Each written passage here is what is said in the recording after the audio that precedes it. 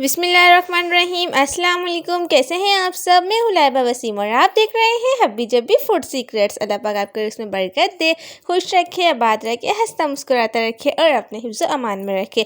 آج میں لائی ہوں آپ لوگوں کے لیے بہت ہی زیادہ مزیدار ایک چکن فرائیڈ رائس کی ریسیپی، نہایت ہی آسان اور جھٹپٹ سے تیار ہونے والی۔ تو آپ نے ویڈیو کو اسکپ کرے بغیر پورا دیکھنا ہے، تو چلتے ہیں اب اپنی ریسیپی کی طرف۔ بسم اللہ الرحمن الرحیم۔ یہاں میں نے ایک عدد انڈا لیا ہے، ایک چٹکی اس کے اندر میں زردے کا رنگ ایڈ کر دوں گی، ایک چٹکی نمک ایڈ کر کے اسے اچھی طریقے سے میں پھینٹ لوں گی۔ یہاں میں نے ایک پین لے لیا ہے، پین کے اندر 2 ٹیبل اسپون کوکنگ آئل کا ایڈ کر کے جب ہمارا آئل گرم ہو جائے گا اس کے اندر میں پھینٹا ہوا انڈا ایڈ کر دوں گی اور انڈے کو میں اسی کے اندر کے چھوٹے چھوٹے پیسز کر لوں گی، کچھ اس طریقے سے اسے میں چمچ کی مدد سے چھوٹے چھوٹے پیسز کر رہی ہوں۔ بسم اللہ الرحمن الرحیم۔ یہاں میں نے تقریباً آدھا کپ آئل لے لیا تھا، جب ہمارا آئل تھوڑا گرم ہو جائے گا اس کے اندر میں نے ایک پاؤ بون لیس چکن لی ہے وہ ایڈ کر دوں گی۔ چکن ایڈ کرنے کے بعد جب تک کہ میں اس کو بھونوں گی، جب تک کہ اس کا پانی جو ہے وہ خشک نہ ہو جائے۔ 1 ٹیبل اسپون میں فریش ادرک لہسن کا پیسٹ لے لوں گی، آپ نے بھی فریش لینا ہے، اسپیشل ریسیپی ہے۔ اس کو ڈالنے کے بعد ہم اچھی طریقے سے اسے بھون لیں گے تاکہ ہماری جو چکن کی اسمیل ہے وہ ختم ہو جائے۔ دوسری طرف ہم نے جو ہے وہ چاولوں کی بنانے کی تیاری کرنی ہے۔ یہاں میں نے 300 گرام چاول لیے تھے جسے میں نے 20 منٹ کے لیے بھگو دیا تھا، باسمتی رائس ہے۔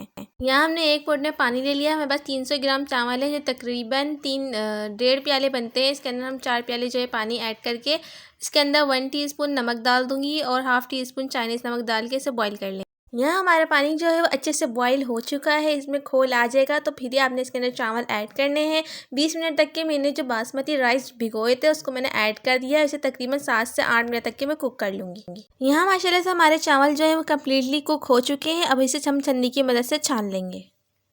یہاں ہماری چکن جو ہے ادرک لہسن میں اچھی طریقے سے بھون چکی تھی، اس کے اندر میں نے ½ جو ہے گاجر لی تھی اسے ایڈ کر دوں گی۔ میں نے بہت خوبصورت باریک سلائسز میں گاجر کو کٹنگ کر لیا اور ½ گاجر تھی۔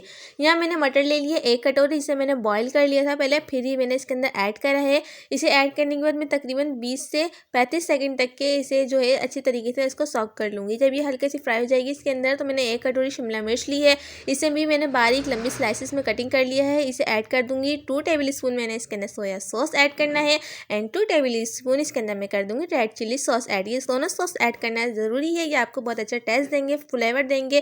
تو اس کے اندر میں نے اس کو اچھی طریقے سے مکس کر دیا ہے۔ اس کو اچھے سے مکس کرنے کے بعد اس کے اندر میں 1 table spoon Chinese salt add کروں گی۔ آپ بھی کوشش کریے گا کہ لازمی اس کے اندر چائنیز سالٹ جو ہے وہ ایڈ کریں۔ ½ ٹی اسپون بلیک پیپر جو ہے پیسی ہوئی کالی مرچ ایڈ کر دوں گی، اسے اچھی طریقے سے مکس کر لوں گی۔ 1 کٹوری میں نے لے لی تھی بند گوبھی کی، باریک چاپ کر کے اسے ایڈ کر کے اس کے اندر ½ ٹی اسپون نمک کا ایڈ کر دیں گے۔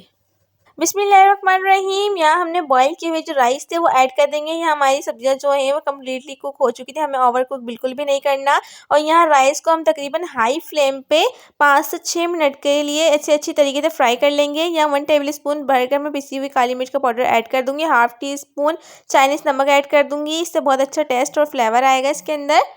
اسے اچھی طریقے سے ہم مکس کر لیں گے۔ 2 ٹیبل اسپون میں اس کے اندر ریڈ چلی سوس کا ایڈ کر دوں گی، 1 ٹیبل اسپون اس کے اندر میں سویا سوس ایڈ کر دوں گی۔ آپ لوگوں نے اسے لازمی ایڈ کرنا ہے، یہ بہت مزے کا فلیور ٹیسٹ دیں گی آپ کو۔ اس کے اندر میں نے ہری پیاز جو ہے وہ تھوڑی سی اوپر سے گارنش کر دی ہے، ایڈ کر دی ہے۔ اسے ایڈ کرنے کے بعد آپ نے اسے اچھی طریقے سے مکس کر کے تقریباً 2 منٹ تک کے اسے لازمی فرائی کر لینا ہے۔ ماشاءاللہ ماشاءاللہ یہاں کتنے مزیدار سے چکن ایگ فرائیڈ رائس ہمارے بن کر تیار ہیں، ایک دم نکھرے نکھرے چاولوں کے ساتھ، اور جو ہم نے انڈا جو ہے فرائی کرا تھا اسے ہم ایڈ کر دیں گے، اسے اچھی طریقے سے مکس کر دیں گے۔ اور اب میں آپ اس کو ڈش آؤٹ کر کے دکھاتی ہوں۔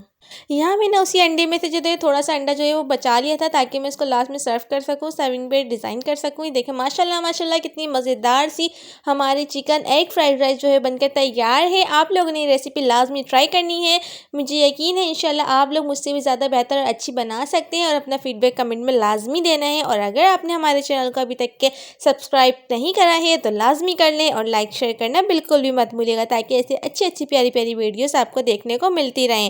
اور آپ لوگ لازمی کمنٹ کرا کریں کہ آپ کو ویڈیو کیسی لگی، اچھی لگی، تو لازمی کمنٹ کرا کریں۔ انشاءاللہ ملتے ہیں نیکسٹ ویڈیو میں۔ اللہ حافظ۔